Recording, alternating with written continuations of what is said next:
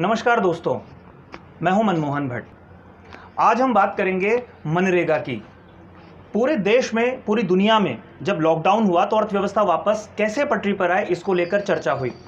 भारत में अर्थव्यवस्था को वापस पटरी पर लाने के लिए मनरेगा की बात लगातार होती रही है। केंद्र सरकार ने जो पैकेज जारी किया है उसमें 40,000 करोड़ रुपए सिर्फ मनरेगा में ही डालने की कोशिश की है ताकि जो रूरल इकोनॉमी है वो थोड़ा मजबूत हो सके। मैं उत्तराखंड के संदर्भ में आपको बताऊंगा कि मनरेगा की स्थिति क्या है और मनरेगा क्या है।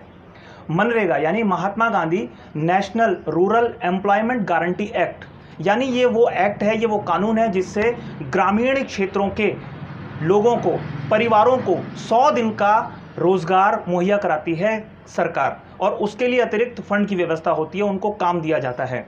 लेकिन उत्तराखंड के संदर्भ में जब हम देखते हैं तो 5.5 लाख लोग एक्टिव कार्ड जिनके पास हैं, जो एक्टिव मेंबर हैं इस योजना में रजिस्टर्ड, उन लोगों में से सिर्फ 22,000 लोग ऐसे हैं जिनको पूरे 100 दिन काम मिला है। और अगर पूरा एवरेज हम करते हैं 5.5 लोगों के काम का, तो लगभग 45 से 50 दिन एवरेज है जो हर परिवार को काम मिलता है पूरे साल भर में। और अगर इसको कैलकुलेट करते हैं, जो नई मजदूरी घोषित की है 200 रुपये प्रति व्यक्ति, 201 रुपये प्रति व्यक्ति, तो ये 8-10 हज़ार या 12,000 रुपये ही एक परिवार को पूरे साल भर में मिलता है। अब जो योजना के विस्तार की बात की जा रही है उसमें यह कहा जा रहा है, राज्य सरकार ने केंद्र से मांग करी थी कि जो राज्यों को पैसा मनरेगा के जरिए मिलता है उसको दोगुना कर दिया जाए। जो दिन मिलते हैं, जो दिवस मिलते हैं, कार्य दिवस, उनको दोगुना कर दिया जाए।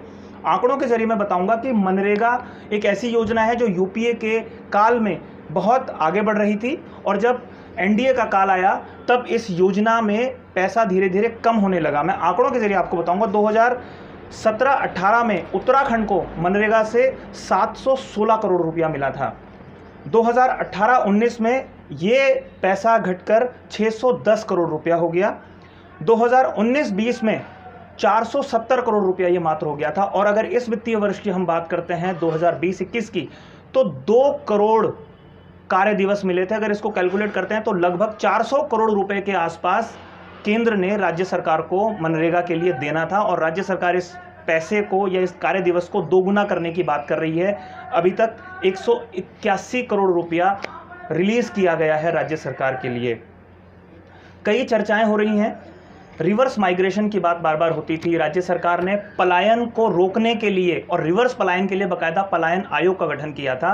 और अब जब मनरेगा के जरिए पैसा डालने की कोशिश अर्थव्यवस्था में की जा रही है, और प्रवासी मजदूर, प्रवासी श्रमिक, प्रवासी जो देश के अलग अलग हिस्सों में रहते थे, जब वो वापस अपने घर जा रहे हैं तो उनको रोजगार किस तरीके से दिया जाएगा, उसके लिए मनरेगा एक ऐसी भूमिका में है जिस पर राज्य सरकार और केंद्र सरकार नजरें गड़ाई बैठी हैं कि ये वो योजना है जिसमें पैसा डाल के रूरल इकोनॉमी को मजबूत करने की कोशिश की जाएगी। यहाँ पर एक बड़ा सवाल ये है कि जो ये प्रवासी मजदूर हैं या प्रवासी श्रमिक हैं, अगर इनको माना जाए कि ये बाहर जब रहते थे तो अपने घरों में कुछ पैसा भेजते थे, और एक एवरेज अगर मान लें, अगर 20 से 25 हज़ार रुपया सालाना भी ये अपने घरों में भेजते थे, और 2.5-3 लाख प्रवासी अगर ये काम करते थे तो रूरल इकोनॉमी कितनी मजबूत होती थी।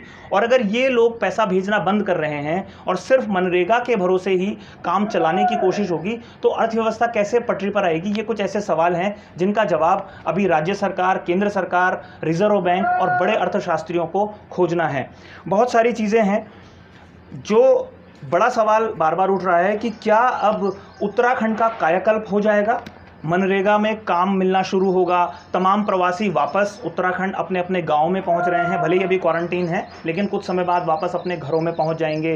तो जो राज्य सरकार की योजना थी कि जब माइग्रेशन या रिवर्स माइग्रेशन होगा अपने घरों में, तो उत्तराखंड की कायाकल्प हो जाएगी और उत्तराखंड में बहुत बेहतरी, बहुत खुशहाली, बहुत तरक्की होगी। तो क्या वो स्थिति आती है? कुछ जो जानकार हैं पंचायत के क्षेत्रों के, कृषि के क्षेत्रों के, ग्रामीण के क्षेत्रों के, वो कहते हैं कि मनरेगा को रोजगार से तो जोड़ना ही है, उसको कृषि रोजगार से जोड़ना है। लेकिन जब कृषि रोजगार की बात आती है तो बहुत सारे सवाल बहुत बार खड़े होते हैं। और कृषि योजना में परंपरागत कृषि योजना है, प्रधानमंत्री कृषि योजना है, मुख्यमंत्री कृषि योजना है, तमाम ऐसी योजनाएं हैं जिनके जरिए पैसा लगातार रूरल इकोनॉमी में डाला गया, लेकिन कृषि का विकास नहीं हुआ। अब कुछ योजनाएं ऐसी बनी थी जिसके जरिए ये उम्मीद जग रही थी कि काफ़ी तरक्की हो पाएगी कृषि के क्षेत्र में। और अब जब ये तमाम लोग प्रवासी मजदूर वापस अपने अपने घरों में पहुंच रहे हैं तो उनके पास सबसे पहला जो काम है वो कृषि ही है, जिस काम से उनकी कुछ उम्मीद है। साथ ही कुछ ऐसी चीज़ें हैं रोजगार के लिए जिनमें ये परंपरागत चीज़ों से बाहर निकल के जब बाहर गए थे तो वहाँ उन्होंने कुछ काम सीखे थे। तो क्या ये काम वापस अपने गांव क्षेत्र में, कस्बों में, देहात में, शहरों में जाकर ये काम शुरू कर पाएंगे वापस? ये एक बड़ा सवाल है। राज्य सरकार की क्या योजनाएं हैं ये देखना होगा। उत्तराखंड को 400 करोड़ रुपया मिलना था, वो कितना मिल पाएगा इस साल बढ़ने के बाद? जो 40,000 करोड़ रुपया केंद्र सरकार ने पूरे देश भर के लिए पैकेज दिया है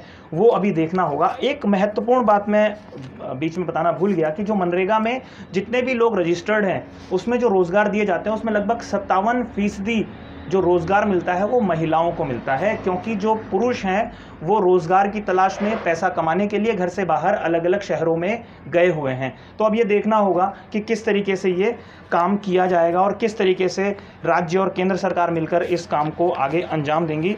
तो बड़े सवाल कुछ हैं, उनका जवाब खोजना है।